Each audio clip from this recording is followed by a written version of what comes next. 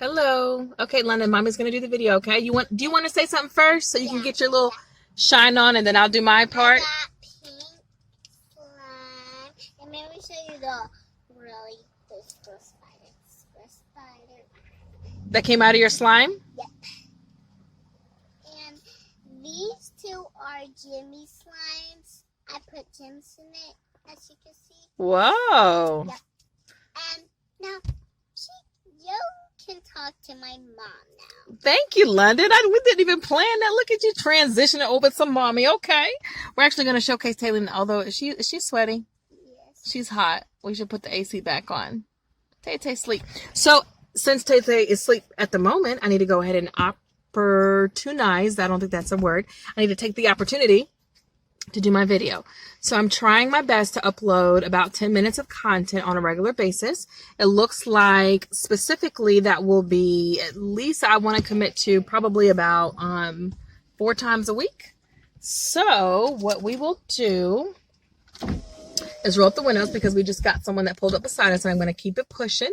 So yeah, about 4 or more times a week. I will not commit to specific days. I'll just say for now, more than likely at least 4 days out of a Monday through Friday, you should be expecting a video that has a specific topic at hand that is helpful to your journey of happiness, okay? Because this is the Happiness channel, but of course it's all encompassing. It's a lot of vlogging. It's a lot of different content, sometimes random things with the kids. So yeah, let's get to it.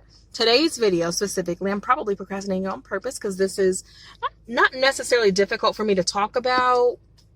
I guess it is difficult because this is public and this requires a lot of vulnerability, but I know it's helpful.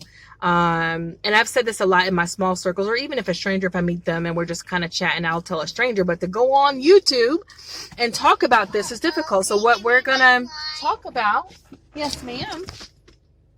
What we're specifically talking about is this yin and yang of life, more so this balance of masculine and feminine energy that we have on this planet Earth. I'm going to try my best to be focused because my brain kind of wants to go everywhere, but we're going to just start with that. This yin and yang, masculine and feminine. London, no, ma'am. No. Wait till the video is done. No, ma'am. Thank you, London. This yin and yang, this masculine and feminine energy balance that we have going on is a real thing. I do believe and I see that it influences every stage and phase of life when it comes to our careers, politics. Everything is a give and a take when it comes to the balance of energy. So this is all up in the air. Let me just bring it down to home. So let's talk about me and my life and the fact that this is my second marriage and that I'm realizing what I have to work on more so and not just pointing the finger outward, because once you've had a pattern, once you've had multiple long-term relationships or multiple marriages, you got to realize if a pattern continues into another relationship, you got to question why that is. You can't always point the finger outward. So specifically, here's one thing that happens with me. And I'll tell you why. You know, with my background in psychology, I can self-diagnose and be transparent about me. My problem over the years has been, I guess I've been oblivious or in denial about the fact that I've been actually rejecting male energy, masculine energy. So it doesn't make sense to do that because I on a deeper spiritual level and on an intellectual and logical level, it's like, why would I want to reject masculine energy? Men are here for a reason. Men are awesome. Women are awesome. We're all here trying to do our best, right? Well, on a deeper level, when I started to explore this conversation and talk to God and journal and do all this stuff years ago after my first divorce, first and last, you know, or in my first marriage is what I should say, even before the divorce, what I realized is that God was saying, well, Vanessa, you are someone who studies psychology and you think that you have it all put together and you're so, you know, yeah, you do pretty good with your emotions and you're happy and you're always trying to help and heal everyone else. But you've got some stuff that you still need to investigate. Not that I need to investigate and like ruminate and like hold it, you know, forever. But there's things there that I need to explore so that I can basically recreate new beliefs. And so what God was specifically telling me is that, although I have a great relationship with my dad, and shouts out to my dad, I love him. He's amazing. He's great. We have a great relationship. There was a phase when he wasn't there, and the human psyche works in a way in that your relationship with your mom and your dad kind of creates a foundation for what you think about men versus women to a certain extent. And then not just your mom and your dad, but other teachers and guardians or family members, whoever you grew up around, that those early childhood years really do influence what your brain and psyche thinks the world should be like. So what my brain said is that a woman has to do it all. And I don't want to point the finger at mommy or daddy, because they both were trying their best and they've both been through tons, of a series of challenges. So I respect my mom and my dad so much, and I'm grateful to have them. But when I look back on my childhood, and when I take a more investigative look at it, instead of just saying, well, I had a great childhood. Yeah, we didn't have much. Yeah, we were poor. Yeah, that's what I always used to say, is that, we were poor and there were some things that were challenging, but for the most part, I felt like I was a happy kid. But once I started to see my life unfold a certain way, I was like, okay, let me investigate. Let me kind of, put on the coach hat for myself and dig a little bit deeper. So what I realized is that I had a belief that a woman is supposed to do it all. Because I saw my mom, as a single parent, do everything by herself. And then the few times, or not the few times, but the times, whatever it was, the times that I saw a man in her life, or a man in most women's life, the husband, the boyfriend, whomever he was, it was inconsistent. And my experience of those men were that they weren't reliable, they weren't providing, they weren't fathers, they weren't loving, they weren't caring, they weren't nurturing. So I became a woman who believed that a man is limited, and that as a woman, we're, super women, which, could shout out to women, we can do, there's a lot that we can do that men can do, and vice versa. I get that. But what I'm saying is, when you kind of have this mentality that a woman can do everything, that's empowering.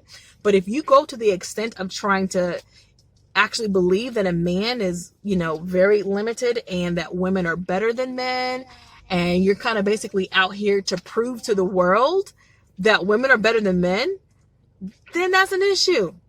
Because you're technically rejecting masculine energy. You're rejecting and not respecting what men bring to the table. And it's almost like a spiteful trying to get back, haven't healed, lack of forgiveness type thing. So for me, how it showed up in my relationships is, with us having kids, in my previous marriage and also in this marriage, it showed up as me having the same pattern of, why are there phases where I'm saying out loud and asserting and acting like the only way for our life to work is if I work full time or do some project, and then my husband stays with the kids? Well, in some weird way, I do think that a stay-at-home dad is very sexy and awesome and amazing. I think that's a beautiful and respectful thing for a man to do, a man who actually wants to do that. So for a man to be able to stay home with the kids and take care of the home and cooking, pull his weight and contribute in that way, I think that's amazing. It's amazing. It's rare, but it's amazing. So if you want to do that, awesome. But for a lot of men, that's hard, because we're still in a transitional phase. And in this transition, society is not set up to support or honor a man who does more of the kid and home duties. So what that means is, when you have a man who's working less, providing less, and doing more of the kid stuff, it is an attack to his ego in one sense, but even beyond his ego, it's an attack to his psyche and his belief system. His belief system says men provide, and that's what society says. Men do X, Y, and Z.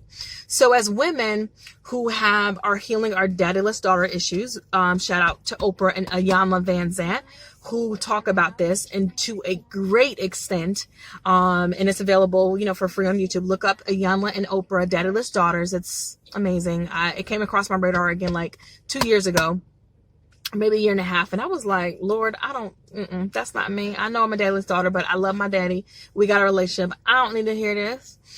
But it came across my radar again. And when I finally listened, I was like, yeah, you're right, Lord. Here's this pattern that I have of being a daddyless daughter who felt rejected, you know, even though it wasn't about me. You know, my dad has been through a lot, and like I said, he's there now, and I love him. But as a child, you feel rejected. A common word that's thrown around in the world of psychology and, you know, self-development is abandonment. Yeah, a lot of us have abandonment issues and don't realize it. So anyways, instead of taking this rejection or perceived rejection and abandonment that we have from childhood and trying to recreate it or backlash against it as an adult, we're supposed to let it go, move on, recreate, talk a different story, a different reality into your existence, which is scientifically now proven to be real. Look up Dr. Joe Dispenza. I'm probably going to talk about him in all my videos. Look at his science. We can speak things into existence. Everything is energy. So our communication, our belief system, our lifestyle habits, meditation, all of this has a measurable impact on our life outcomes. So with that being said, I am surrendering to masculine energy. I love my husband. I love men and women, and that we can come together and do beautiful things together. We're not against each other. This world is not going to heal itself and not going to progress and maximize what's available if it's him versus her. Okay? Hey, all right, that's it. That's it, London. Haven't I collected them? You got 1 second. Say bye. Okay.